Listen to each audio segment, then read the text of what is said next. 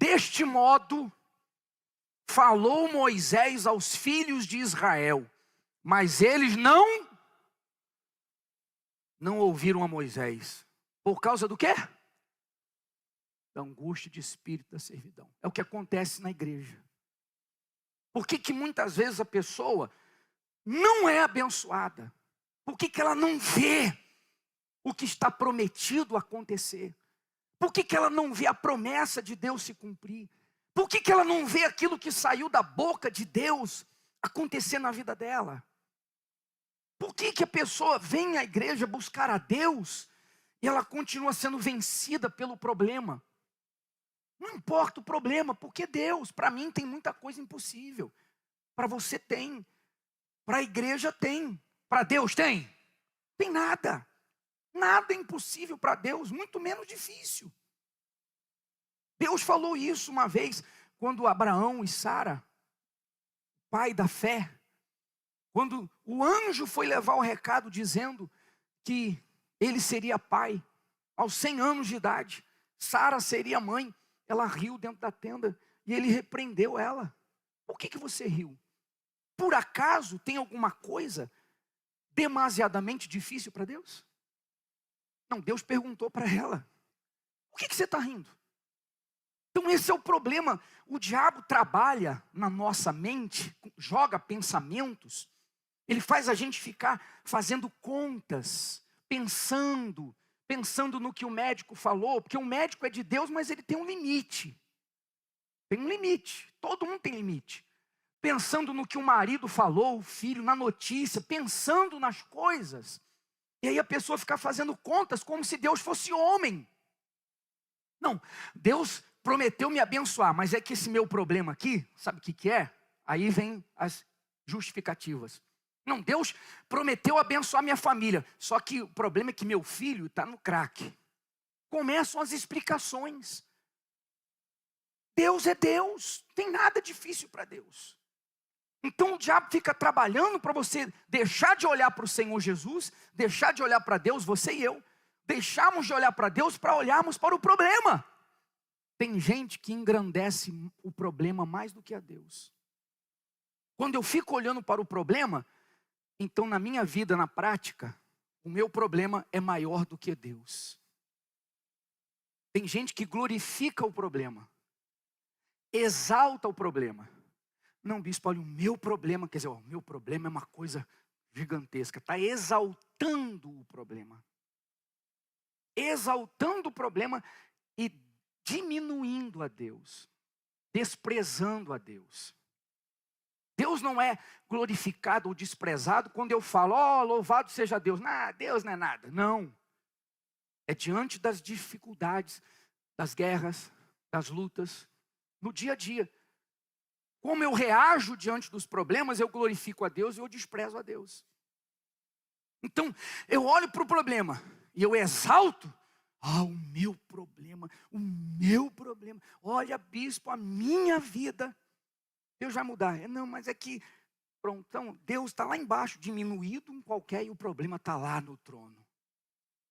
Sem saber, muitas vezes, a pessoa faz isso, sem perceber.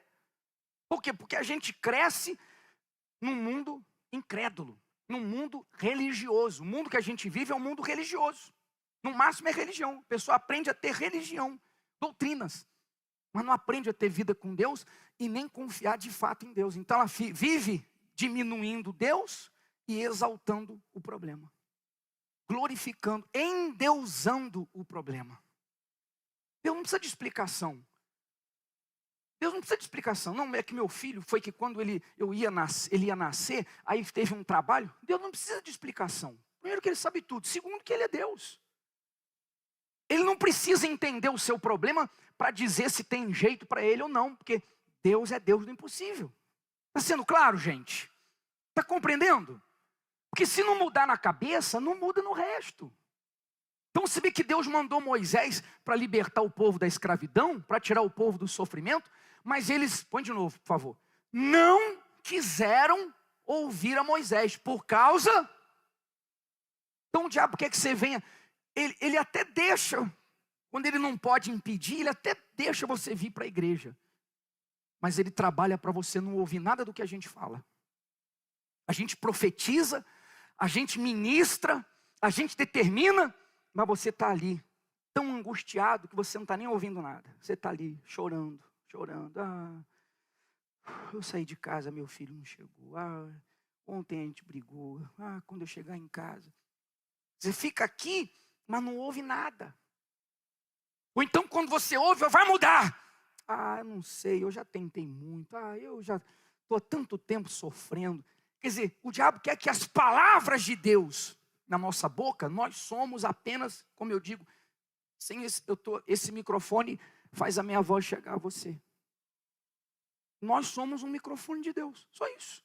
Cada pastor, cada um de nós. Nós abrimos a boca para falar aquilo que está escrito. Então, como esse microfone é para mim, eu sou para Deus. Só isso, eu estou levando a palavra. Não é o que eu acho, não é o que o bispo acha e ensinou para a gente, é a palavra de Deus. Aí se você fica aí assim, querendo, não, mas é que desde que eu nasci, a minha família já é amaldiçoada. É isso que o diabo quer. Então você fica aí angustiado, oprimido. Mas eu já sofro muitos anos e muitas decepções. Eu pedi, Deus nunca me respondeu. Você nunca aprendeu a pedir.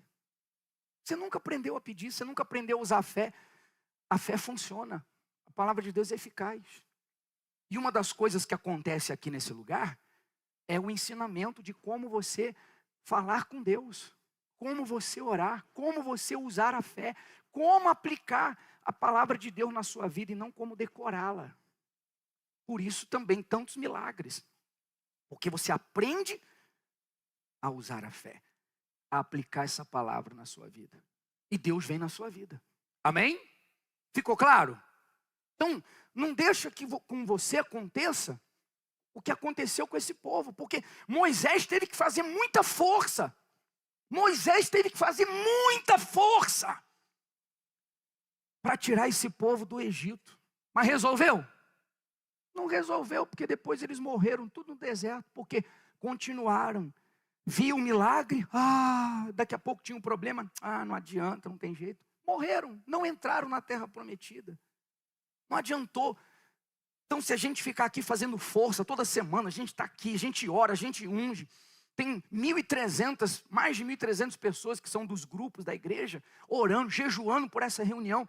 Não vai resolver, você vai ver migalhas, você vai ver coisas pequenas, você vai ver na vida do outro, mas tua vida não vai mudar. E aí você perde a chance de salvação, sobretudo, e de enquanto estiver na terra ter uma vida que glorifica a Deus. Então vê se você não está aqui desse jeito, vê se você não está aqui assim, você vem, mas você fica aí só cabisbaixo. E tudo que fala você rebate. Não, eu não consigo. Não é para mim. Não, eu não tenho força. Eu não dou conta. É muito difícil. Mas é que eu e o diabo. Mas é longe. Aí começa. Se você fala, bispo, eu só está falando comigo. Então muda. Só isso. Só você mudar. Só você mudar a sua cabeça. Só você mudar a sua mente. Só você fazer o contrário. E por conta disso, o próprio Moisés no início, Moisés ficou meio abalado. Porque ele estava ali. Deus falou com ele, Deus apareceu para ele, Deus mandou ele ir falar com o povo. Mas o povo sempre incrédulo, duvidoso, ele ficou meio abalado. E Deus teve que ficar conversando com Moisés por 2 vezes. Moisés, porém, falou perante o Senhor, dizendo: eis que os filhos de Israel não me têm ouvido. Como, pois, Faraó me ouvirá? Quer dizer, Moisés ficou abalado. E o diabo falou na cabeça dele: rapaz, nem o teu povo te ouve. Nem o povo que diz que crê no seu Deus está te ouvindo. Como é que o Faraó que serve o diabo vai te ouvir? Esquece, não vai dar não. Não dá não. Quem está entendendo, por favor? Estratégia de quem? Então, Moisés, quando a pessoa fica abalada na fé, ela fica tentando entender como. Mas como que eu vou vencer? Como que meu marido vai mudar? Como que a minha vida vai mudar? Mas como que eu vou ser curado agora? Estou com um tumor aqui, de repente o tumor vai sumir? Como? De que jeito? Quem sou eu? Você não é nada. E eu muito menos.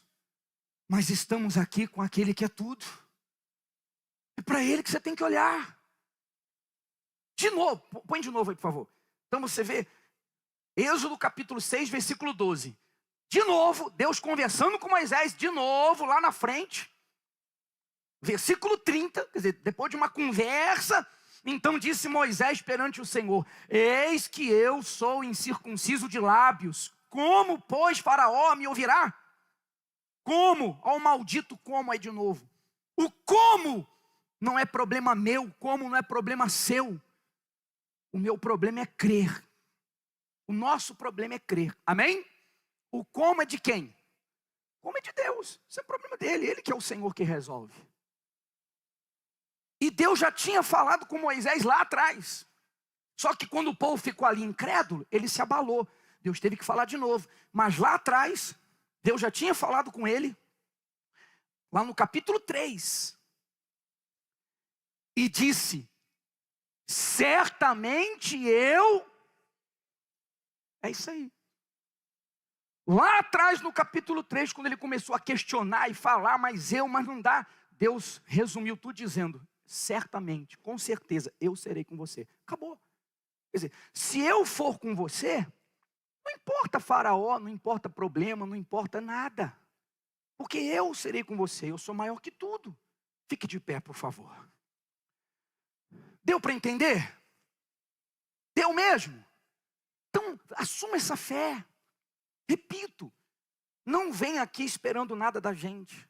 Porque nós estamos aqui dependendo dele. Juntos, nós estamos aqui juntos em um lugar sagrado, em um lugar que Deus escolheu para fazer habitar o nome dele, para se manifestar. Mas estamos aqui dependendo dele, buscando a ele. Porque se você depender do lugar ou de mim, é compreensível que você fique em dúvida, que você fique assim, demore. Sabe, carro que pega no tranco? É compreensível que você fique assim. Mas se você vier aqui entendendo que eu, com vocês, estamos buscando a ele, então não pode haver dúvida. O tempo que eu pedi, não recebi. Está escrito até, vocês pedem e não recebem porque pedem mal. Eu não sabia pedir. Não sabia usar fé. De repente você não sabia disso. Você pedia: ó Deus, me abençoe, Senhor, tem misericórdia. E aí você acabava a oração e continuava lá. Meu Deus. Então você pede e você insiste, permanece. Por quê? Porque Deus falou, e se Deus falou, ninguém pode impedir Deus de cumprir o que Ele falou. Ele tem caráter e tem poder para cumprir o que fala. Amém? Ficou claro? É nesse espírito que nós temos que fazer esses 3 meses. É nesse espírito. Mas você vai vir nesse espírito. Não é será. Não é cena. Não é loteria. Não é jogo do bicho. Não vou tentar a sorte, não. Vai acontecer porque Deus prometeu. Não porque merecemos, porque Ele prometeu. E eu creio na palavra dEle.